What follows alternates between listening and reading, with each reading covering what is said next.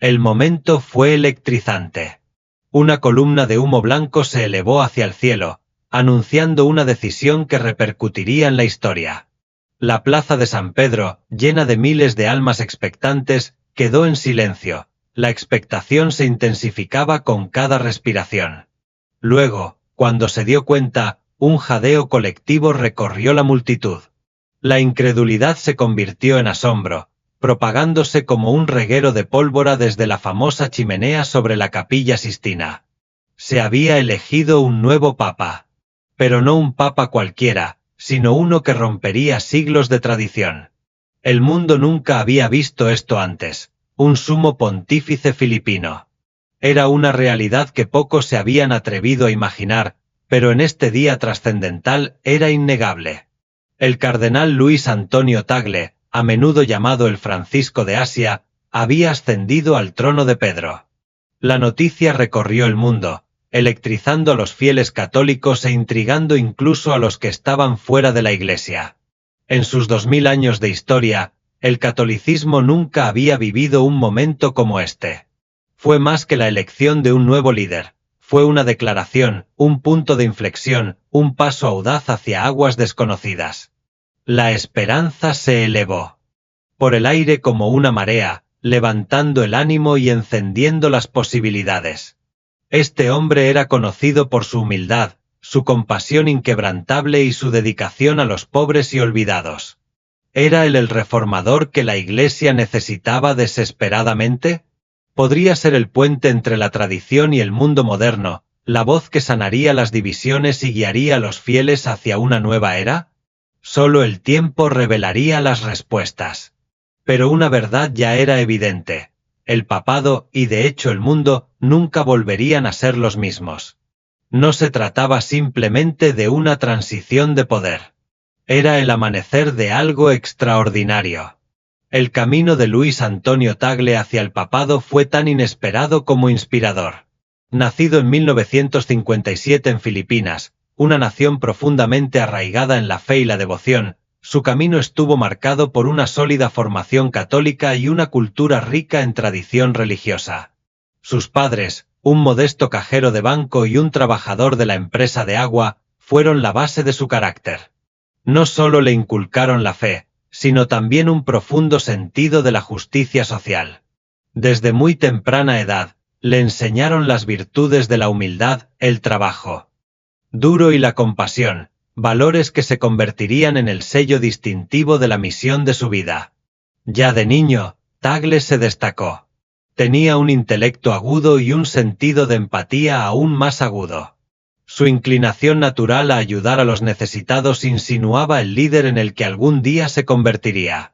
Destacado en lo académico, persiguió su pasión por la teología y obtuvo un doctorado de la Universidad Católica de América.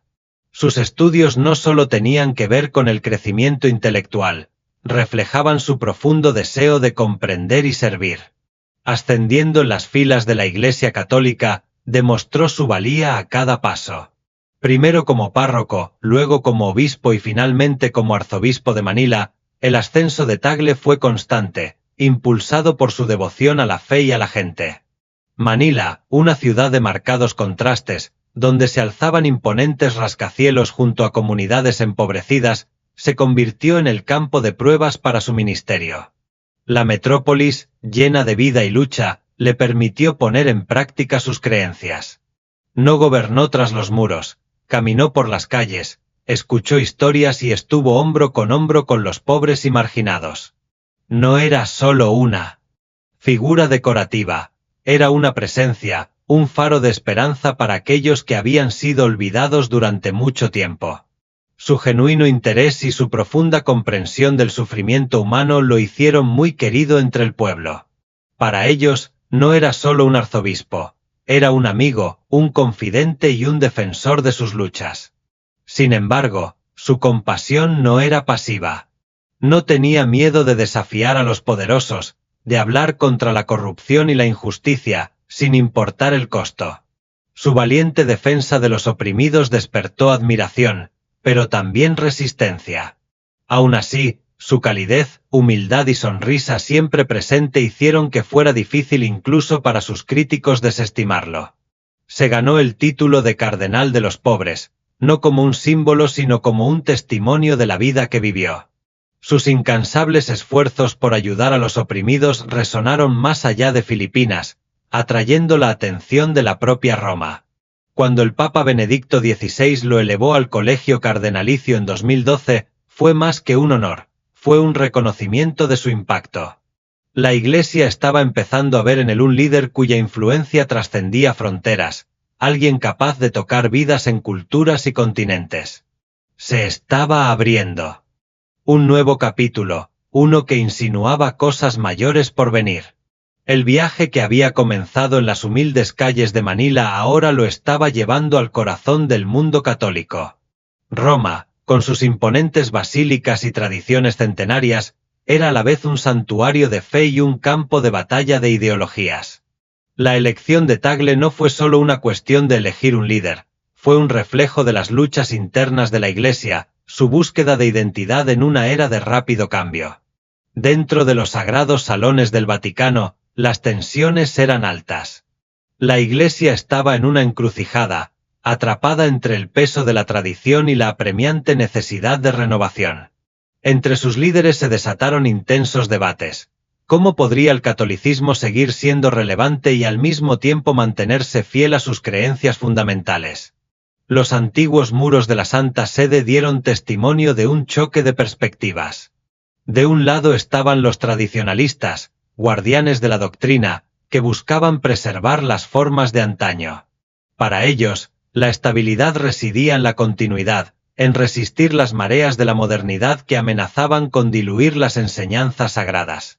Pero también había reformistas, aquellos que veían una necesidad urgente de cambio. Creían que la Iglesia no podía ignorar las realidades de un mundo que luchaba contra la desigualdad, los cambios tecnológicos y los paisajes morales cambiantes. Buscaban un líder que pudiera tender un puente sobre la brecha, alguien que pudiera hablar tanto del pasado como del futuro con igual reverencia. El ascenso de Tagle al papado significó más que un nuevo rostro en el trono de San Pedro. Fue el comienzo de una conversación, un diálogo entre la fe y el progreso, entre la historia y el presente. La Iglesia Católica, una institución que había resistido durante milenios, estaba a punto de dar su paso más audaz hasta el momento. Había comenzado una nueva era. En el corazón del Vaticano se libraba una batalla de ideologías. De un lado estaban los tradicionalistas, defensores acérrimos de las doctrinas de la Iglesia consagradas desde tiempos inmemoriales, que creían que preservar la fe significaba resistir los vientos de la modernidad. Del otro estaban los reformistas, apasionados defensores del cambio, que veían la urgente necesidad de reformular el catolicismo para que respondiera a las realidades del siglo XXI. Estos reformadores impulsaron debates largamente esperados sobre la justicia social, el papel de la mujer en la Iglesia y una mayor inclusión de las comunidades marginadas. Buscaban hacer que el catolicismo fuera más accesible y receptivo, argumentando que aferrarse demasiado al pasado corría el riesgo de alienar a las generaciones futuras. Pero la división no era meramente teológica, sino cultural, y reflejaba los antecedentes, experiencias y expectativas enormemente diferentes de la comunidad católica mundial. La Iglesia ya no era una institución eurocéntrica, se extendía por los continentes, abrazando a millones de personas de diversas tradiciones. Navegar por estas complejidades requería sabiduría, diplomacia y coraje. El Papa Francisco, el primero en llevar su nombre, había abierto las puertas al diálogo, marcando el comienzo de un periodo de mayor transparencia y alcance. Sin embargo, su liderazgo no había borrado las divisiones profundamente arraigadas. Por cada voz que celebraba su enfoque inclusivo y pastoral, otra se preocupaba de que la Iglesia se estuviera alejando demasiado de sus enseñanzas fundacionales. El desafío era lograr un delicado equilibrio, honrar la tradición y al mismo tiempo abrazar la evolución necesaria para una fe que abarcaba 2 milenios. La Iglesia Católica se encontraba en una encrucijada. Las decisiones que se tomaran en ese momento no solo definirían el presente, sino que también darían forma a la fe de las generaciones venideras. Redoblaría la apuesta por sus tradiciones sagradas, reforzando las doctrinas que la habían guiado durante siglos, o daría pasos audaces hacia la reforma, adaptándose a las necesidades de una congregación cada vez más diversa y moderna. Lo que estaba en juego no podía ser más importante, y el mundo observaba con gran expectación.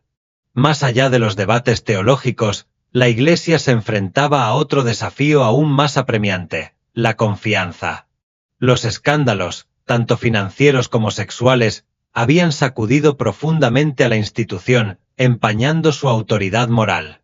Las heridas eran profundas, y muchos católicos se sentían desilusionados y se preguntaban si la Iglesia todavía merecía su fe. Los bancos vacíos en parroquias que alguna vez fueron prósperas contaban una historia leccionadora. En muchas partes de Occidente, el secularismo estaba en aumento. La Iglesia estaba perdiendo terreno, en particular entre las generaciones más jóvenes, que cada vez se identificaban más como espirituales pero no religiosas. Para ellos, la fe era personal, no estaba atada a instituciones que consideraban rígidas, obsoletas o incluso cómplices de malas prácticas. Para que el catolicismo siguiera siendo relevante, necesitaba más que palabras, necesitaba acciones. La transparencia, la rendición de cuentas y un reconocimiento genuino de los errores del pasado eran esenciales. La Iglesia ya no podía permitirse el lujo de depender únicamente de la tradición. Tenía que demostrar, mediante una reforma significativa, que seguía siendo una fuerza orientadora en un mundo en constante cambio. En ese momento de incertidumbre, un nombre comenzó a surgir como un posible puente entre el pasado y el futuro: el cardenal Luis Antonio Tagle. Tagle no era un cardenal más, era una figura de profunda compasión y comprensión, un hombre cuyo ministerio se había definido por su trabajo con los pobres y los marginados. Representaba el rostro humano de la Iglesia, una voz que resonaba en aquellos que se sentían ignorados o abandonados. Para muchos, encarnaba el tipo de liderazgo que la Iglesia necesitaba desesperadamente. Su calidez, humildad y compromiso inquebrantable con la justicia social lo convertían en una opción atractiva para quienes buscaban un catolicismo más inclusivo y compasivo. Hablaba con sinceridad, no desde un lugar de poder sino desde un lugar de servicio. Su capacidad para conectar con la gente, desde los barrios bajos de Manila hasta los pasillos del Vaticano, lo distinguía. Pero a pesar de su creciente apoyo, el camino de Tagle hacia el papado no era nada seguro. El Colegio de Cardenales, el órgano de élite responsable de seleccionar al próximo papa, estaba profundamente dividido.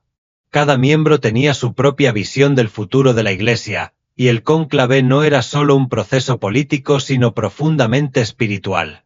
Cada voto emitido no era simplemente una decisión estratégica, sino un acto de fe, guiado por la oración y la conciencia.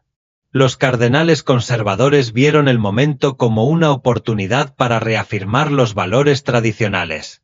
Para ellos, la mayor fortaleza de la Iglesia residía en su compromiso inquebrantable con la doctrina. En una era de paisajes morales cambiantes, temían que cualquier desviación de las enseñanzas establecidas desde hace mucho tiempo debilitaría la fe, lo que llevaría a una mayor erosión de su influencia. La respuesta a los desafíos de la Iglesia, argumentaban, no era el cambio sino la reafirmación, redoblar los principios que habían sostenido al catolicismo durante siglos. Del otro lado estaban los progresistas que creían que el catolicismo necesitaba evolucionar o correr el riesgo de volverse irrelevante. Inspirados por el liderazgo del Papa Francisco, impulsaron una Iglesia que fuera más inclusiva, más comprometida con las luchas de la gente común y más dispuesta a reconocer sus errores pasados. Buscaban un líder que no solo defendiera la doctrina, sino que también abrazara las realidades de un mundo moderno, alguien que pudiera hablar tanto a los fieles como a los que se habían alejado.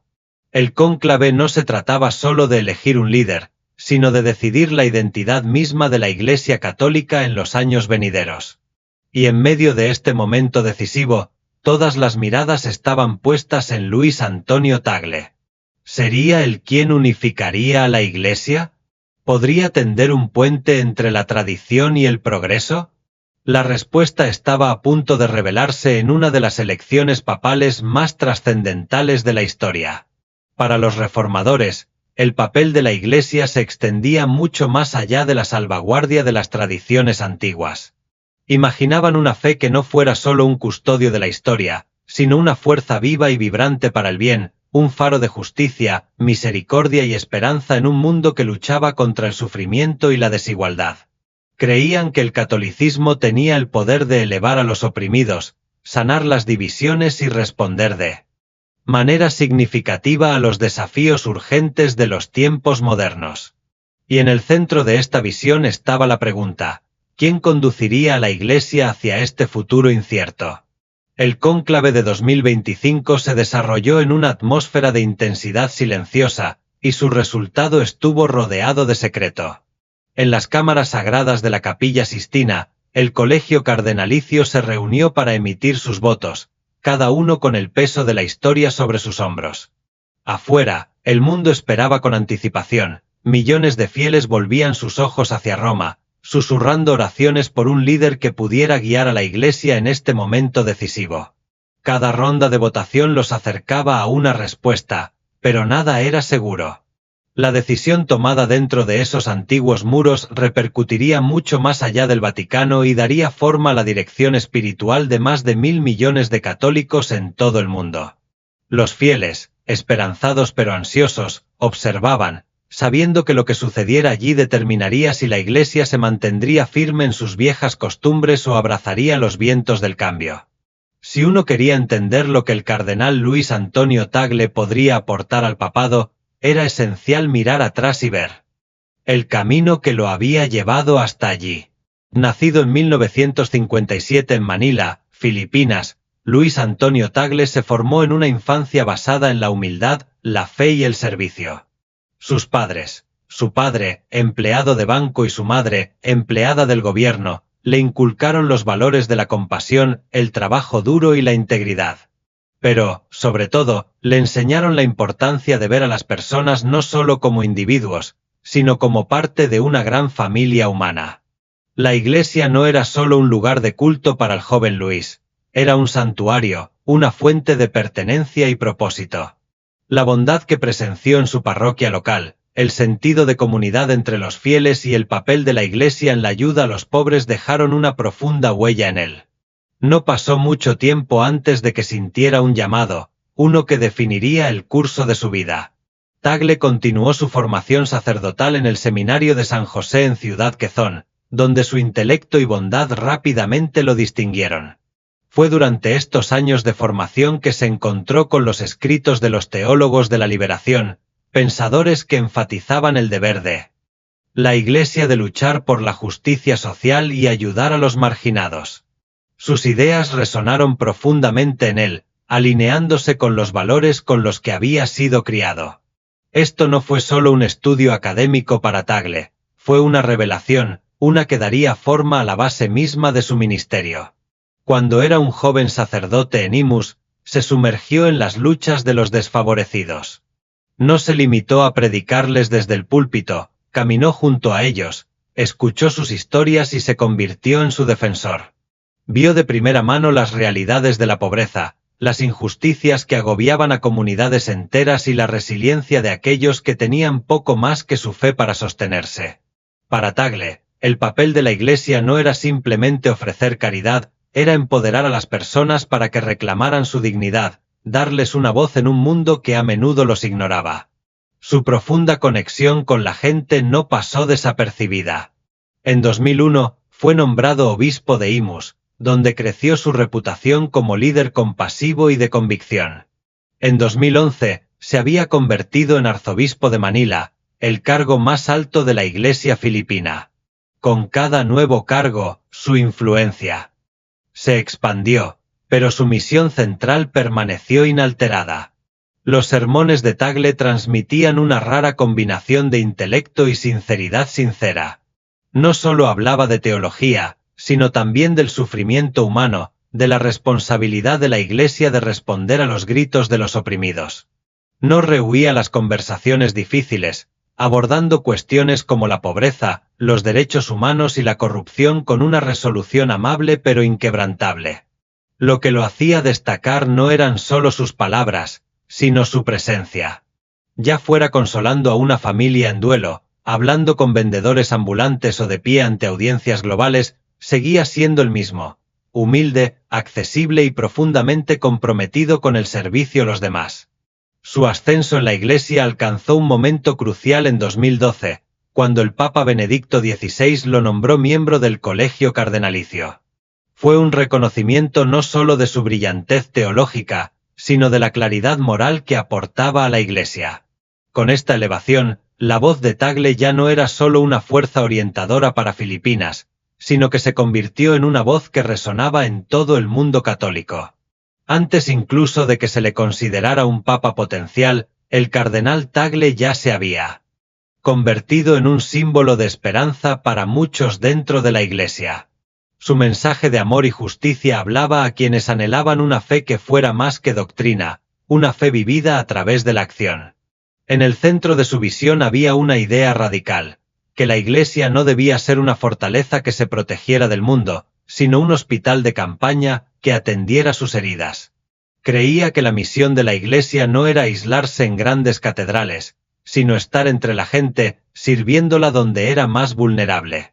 Para él, la verdadera fuerza de la Iglesia no residía en su capacidad de ejercer el poder, sino en su voluntad de acoger a los débiles, los olvidados y los que sufren. Sus experiencias con comunidades empobrecidas habían dado forma a esta creencia, no como un concepto teológico abstracto, sino como una realidad vivida. Había visto cómo la fe podía ser una fuente de dignidad para quienes no tenían nada más. Había sido testigo de cómo los pequeños actos de bondad podían restaurar la esperanza de maneras que las grandes instituciones a menudo no conseguían. Tagle imaginó una iglesia que no liderará desde un trono, sino desde las calles. Una iglesia que no solo hablara de tradición, sino de transformación. Una iglesia que fuera al encuentro de las personas donde estuvieran y caminara con ellas hacia un futuro mejor. En una época en la que muchos veían la religión como algo rígido e inmutable, la visión de Tagle era la de un movimiento, una fe que respiraba, evolucionaba y permanecía profundamente conectada con las luchas de las personas reales. Cuando el cónclave llegó a su clímax, el mundo contuvo la respiración. La pregunta no era solo quién vestiría el blanco papal, sino qué tipo de iglesia surgiría bajo su liderazgo. ¿Se retiraría al pasado o avanzaría con valentía hacia el futuro? La elección que tenían ante sí los cardenales era más que una decisión, era un momento decisivo para la Iglesia católica. Y en el centro de la misma se encontraba un hombre cuya vida entera había sido un testimonio de fe en acción. Un líder que comprendía que el verdadero poder no residía en la autoridad, sino en el servicio. ¿Sería el cardenal Luis Antonio Tagle el que llevaría a la Iglesia hacia una nueva era? La respuesta estaba a punto de revelarse. Cuando el humo blanco se elevó desde la Capilla Sistina, señalando la elección de un nuevo papa, el mundo contuvo la respiración. Momentos después, el anuncio resonó en la plaza de San Pedro, Habemus Papam. Y luego, un nombre que pocos habían esperado pero muchos habían deseado, el cardenal Luis Antonio Tagle. Su elección fue más que un simple cambio de liderazgo. Fue una declaración. Un cambio. Un nuevo capítulo en los 2000 años de historia de la Iglesia Católica. Para los millones de personas que habían seguido su camino, este momento fue la culminación de una vida de servicio, compasión y compromiso inquebrantable con el Evangelio. Para aquellos desilusionados con la institución, fue una oportunidad de renovación, un líder que pudiera restaurar la confianza, sanar heridas y recordar al mundo la verdadera misión de la Iglesia, servir. Desde el principio, el liderazgo del Papa Tagle se definió por una cercanía radical con la gente. Sus visitas a hospitales y zonas afectadas por desastres no eran gestos ceremoniales, eran misiones personales. Se sentaba al lado de los enfermos, escuchaba sus temores y ofrecía palabras de consuelo que llevaban el peso de una comprensión genuina. Su presencia después de los desastres naturales, caminando entre quienes Lo habían perdido todo, reflejaba su profunda convicción de que la Iglesia debía estar con los que sufrían. En momentos de devastación, su fortaleza silenciosa trajo consuelo. Para aquellos que habían sido olvidados por la sociedad, fue un recordatorio de que eran vistos, escuchados y amados. El compromiso de Tagle con la justicia social no era solo retórica, era acción. Cuestionó las estructuras que perpetuaban la desigualdad económica y la opresión sistémica. Hizo un llamado a la redistribución de la riqueza. No se debe considerar una postura política, sino un imperativo moral. Una sociedad que deja atrás a los pobres, dijo una vez, es una sociedad que se ha olvidado de Dios. A lo largo de su ministerio, Tagle nunca dudó en denunciar la corrupción, ya fuera dentro del gobierno o en la propia Iglesia. Sabía que los escándalos, financieros o de otro tipo, habían erosionado la confianza en las instituciones religiosas. Para restaurar la credibilidad se necesitarían más que disculpas, se requeriría un cambio estructural real. Como Papa, implementó reformas radicales destinadas a la transparencia y la rendición de cuentas. Las finanzas del Vaticano, durante mucho tiempo envueltas en secreto, se abrieron al escrutinio público. Aquellos que abusaron de sus posiciones de poder, ya fueran clérigos o laicos, fueron obligados a rendir cuentas. Su mensaje fue claro: la Iglesia debe practicar la integridad que predica. La visión de Tagle se extendía más allá del sufrimiento humano al sufrimiento del planeta mismo. Veía la destrucción ambiental no solo como una cuestión política o económica, sino como una crisis espiritual. La Tierra, decía a menudo, es el regalo de Dios a la humanidad, y nosotros somos sus cuidadores. Bajo su liderazgo, la Iglesia adoptó una postura más firme en materia de acción climática. Se alentó a las diócesis de todo el mundo a adoptar prácticas sostenibles, desinvertir en combustibles fósiles y abogar por políticas que protegieran el medio ambiente. Su papado reforzó la idea de que la fe y la responsabilidad ecológica no eran preocupaciones separadas, sino que estaban profundamente entrelazadas. Navegar por las complejidades de la doctrina de la Iglesia en un mundo en rápida evolución no fue una tarea fácil. Tagle comprendió el delicado equilibrio entre defender la tradición y aceptar el cambio necesario. Se mantuvo firme en su compromiso con las enseñanzas católicas, pero también creyó en una Iglesia que escucha. Abrió las puertas a conversaciones que, durante mucho tiempo se habían evitado, sobre el divorcio, la anticoncepción y la inclusión LGBTQI, no para cambiar la doctrina de la noche a la mañana, sino para fomentar el diálogo. Su enfoque fue el de un crecimiento gradual y reflexivo. No buscó desmantelar los cimientos de la Iglesia, sino fortalecerlos con compasión y comprensión. Él creía que la fe debe ser vivida, no solo enseñada, que la doctrina, en esencia, debe servir a la gente, no alienarla. Uno de los aspectos más definitorios del papado de Tagle fue su énfasis en la inclusión. Él imaginó una Iglesia que acogiera a todos, independientemente del estatus social, los errores pasados o las luchas personales. La Iglesia no es un museo para santos, dijo una vez. Es un hospital para pecadores. Su mensaje resonó en aquellos que se habían sentido alienados, católicos divorciados, personas LGBTQ y aquellos que durante mucho tiempo habían sentido que la Iglesia no tenía lugar para ellos. Bajo su liderazgo, la Iglesia se convirtió en algo más de lo que siempre estuvo destinada a ser, un hogar. El compromiso de Tagle con la unidad se extendió más allá del catolicismo. Creía que la fe, en todas sus formas, debería ser una fuerza para la reconciliación, no para la división. Su dedicación al diálogo interreligioso fomentó un entendimiento más profundo entre el cristianismo, el islam, el judaísmo y otras religiones del mundo. En un momento de crecientes tensiones globales, su presencia como pacificador fue un recordatorio de que aún se podían construir puentes, de que la fe, cuando se ejercía con amor en lugar de miedo, podía unir a las personas en lugar de separarlas. El Papa Tagle, que comprendía el poder de la tecnología, adoptó las plataformas digitales como herramientas para la evangelización. Se conectó con las generaciones más jóvenes a través de las redes sociales, homilías transmitidas en vivo y debates interactivos sobre la fe y los problemas sociales. Su voluntad de participar en un diálogo moderno demostró que la Iglesia no estaba atrapada en el pasado, sino que participaba activamente en el presente. Sabía que el mundo estaba cambiando y, en lugar de resistirse, eligió ir al encuentro de las personas donde estaban. Para muchos, la elección del Papa Tagle simbolizó una Iglesia dispuesta a sanar, escuchar y liderar con amor. No se trataba de abandonar la tradición, sino de redescubrir su corazón. Bajo su guía, la Iglesia Católica no fue simplemente una institución, fue un movimiento. Una fuerza de justicia. Una voz para los que no tienen voz. Una mano extendida a los necesitados. Su liderazgo no se centró en el poder, sino en el servicio.